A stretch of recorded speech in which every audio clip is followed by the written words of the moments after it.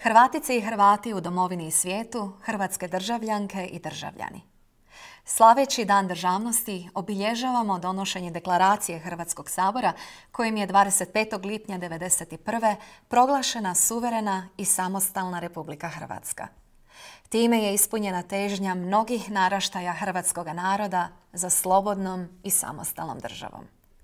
Stoga se u ovom trenutku sa zahvalnošću prisjećamo svih domoljuba koji su tijekom naše duge povijesti ispisivali stranice borbe za slobodu i samostalnost.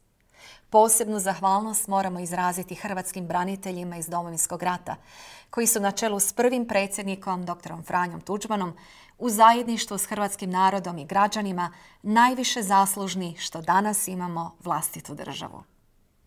Put naše domovine u 24 godine ispunjen je dinamikom događaja i nizom postignuća. U tom razdoblju ostvarili smo neovisnost naše zemlje i međunarodno priznanje. Obranili je od velikosrpske agresije, oslobodili i integrirali okupirana područja, ali i krenuli u obnovu i razvitak. Obilježili smo 6 godina članstva u NATO-u, a uskoro ćemo i 2 u Europskoj uniji. Istina je da su velika postignuća iza nas i na njih moramo biti ponosni. Ali i naši građani, čemu svakodnevno svjedočim, žele napokon i u svakom pogledu osjetiti blagodati života u Europskoj uniji. Na putu k boljem životu u Europskoj uniji predstoje nam ipak ozbiljni izazovi. Jedan je od ključnih izazova zabrinjavajuće demografsko stanje. U proteklih 15 godina izgubili smo 10 puta više ljudi nego u Domovinskom ratu. Postajemo sve starije društvo. Deseci tisuća mladih i obrazovanih ljudi iseljavaju iz Hrvatske. Stoga pozivam Vladu i Sabor na dodatni napor pri donošenju dugoročnih poticajnih populacijskih mjera. Ni gospodarska kriza u konačnici nije rješiva bez istodobnog zaustavljanja negativnih demografskih trendova. Ako smo u povijesti savladali i veće kušnje od današnjih, to je zato jer smo imali ljude. Nijedna država ne može uz konstantan pad broja stanovnika očekivati održivi gospodarski razvitak. Građane treba osloboditi stege nejasnih, proturječnih, a i nepotrebnih propisa. Samo tako možemo otvoriti prostor inovacijama i kreativnosti, a prije svega poduzetništvu. Ne učinimo li to, stvorit će se još veća pravna nesigurnost, hraniti birokracija, te tako širiti prostor korupciji. Ta naša pravna nepredvidljivost i nesigurnost upravo je zapreka značajnijim domaćim i inozemnim ulaganjima.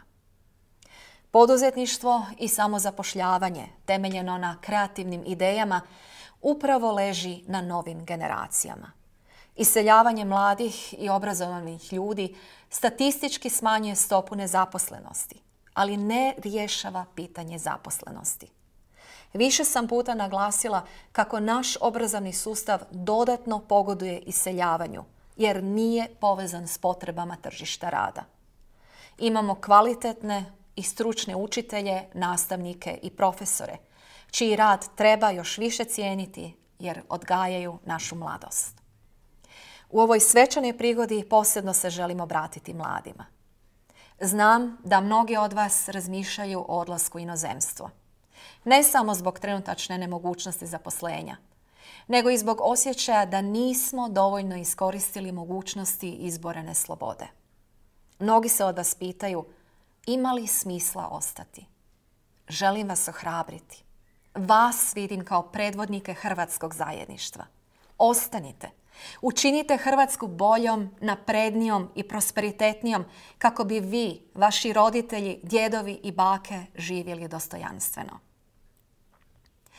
Tko želi dobro Hrvatskoj, neće joj nuditi prečace za izlaz iz krize, već zahtjevan, ali jedini ispravan put prema državi blagostanja. A to znači puno više reda i rada. Umjesto da se posvetimo definiranju ciljeva svoje budućnosti, iscrpljujemo se nepotrebnim podjelama u društvu. Samo ozbiljan, odgovoran dijalog može nam omogućiti potrebno jedinstvo u donošenju i provedbi strateških smjernica državne politike te izgradnji moderne Hrvatske države. Jedna od tih smjernica svakako nam treba biti ambiciozna vanjska politika, koja će odlučnije djelovati u okvirima članstva u Europskoj uniji i NATO-u. Predugo vremena zanemarivali smo neka već uspostavljena prijateljstva i savezništva, odnosno nismo stvarali nova. To moramo žurno ispraviti. U području između Jadrana i Baltika, kojem Hrvatska oduvijek čvrsto pripada, vidim niz mogućnosti za jačanje političke, sigurnosne, gospodarske i energetske suradnje. Hrvatska će se time potvrditi kao odgovorna država članica Europske unije koja pridonosi europskom zajedništvu. Hrvatska ima interese i u svojem jugoistočnom susjedstvu. Interese trajne stabilnosti i boljitka svih država. To se može ostvariti samo unutar Europske unije i Sjevernoatlantskog saveza za one koji to žele. Otvorena pitanja treba rješavati u duhu dobrosusjedstva i perspektive zajedničke europske budućnosti na način da se pokaže zrelost i podijeli uspjeh. Vjerujem kako današnjim sve složenijim ugrozama možemo uspješno odgovoriti samo razvijenim sustavom domovinske sigurnosti.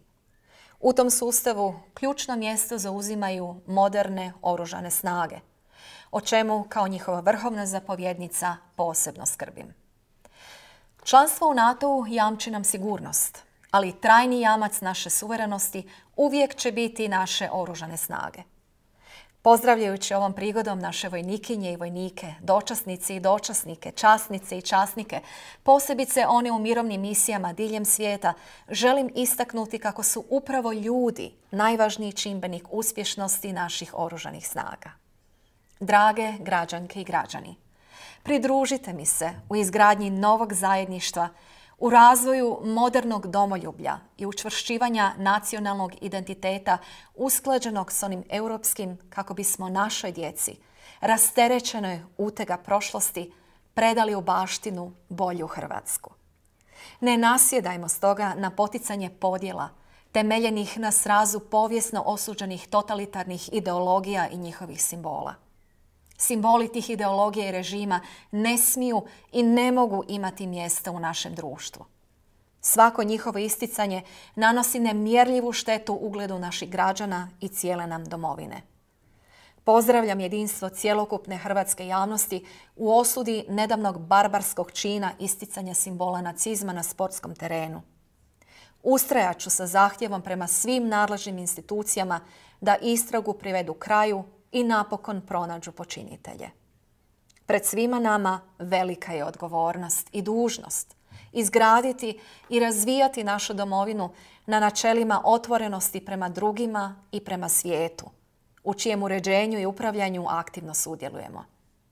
Pri tome moramo se voditi domoljubljem, temeljenim na znanju i radu, poštovanjem i zaštitom nacionalnih interesa, te skrbi prema najugroženijim društvenim skupinama.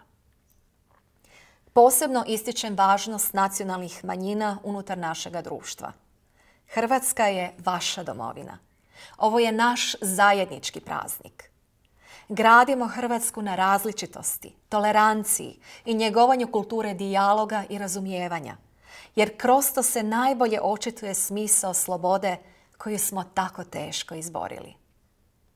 Hrvatice i Hrvati u domovini i svijetu, hrvatske državljanke i državljani. Proslavimo radosno i ponosno blagdan naše državnosti. Izvjesimo hrvatsku trobojnicu. Pokažimo kako u našim srcima živi ljubav za dragu nam, jedinu i vječnu domovinu Hrvatsku. Svima srdačno čestitam Dan državnosti Republike Hrvatske.